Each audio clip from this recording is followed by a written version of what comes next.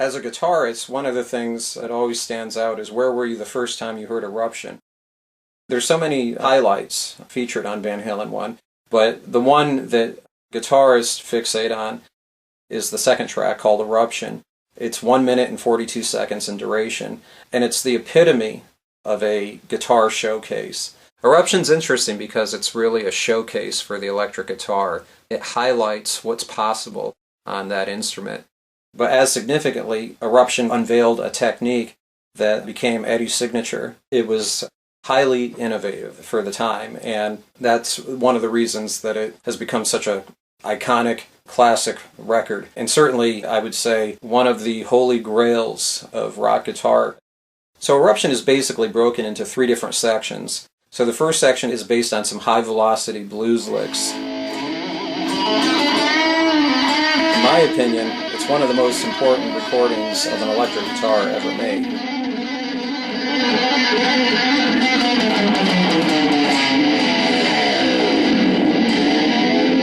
The recording's really significant, not only in that it revamped and redefined electric guitar technique, but over the years, it's exerted a tremendous influence on young musicians.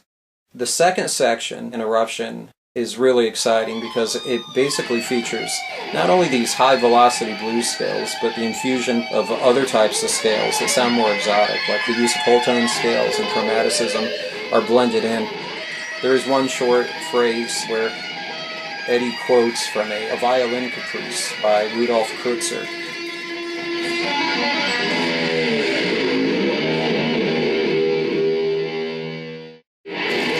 There's something about Van Halen that really stands out from a technical point of view. It ups the ante. It's just a much more fiery, technically ferocious approach, and really nothing had been done like that before. The apex of Eruption takes place during the third section, and that's where Eddie unveils the tapping technique. And what tapping is it's using your index finger to tap notes on the fretboard. It doesn't quite sound like a guitar, it sounds almost like a synthesizer. That's what most people assumed they were hearing the first time they heard Eruption, because there's no way they rationalized that an electric guitar could create that sound. But the truth of the matter is, no one had attempted to before. Eddie would develop the tapping technique further, for example, on the Van Halen album Fair Warning.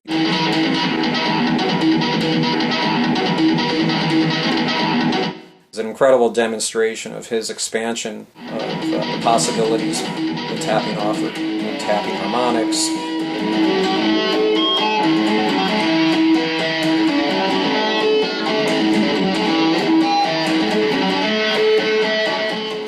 Really approaching the technique in a similar capacity to the way a bass player might use the slap technique in funk or R&B music.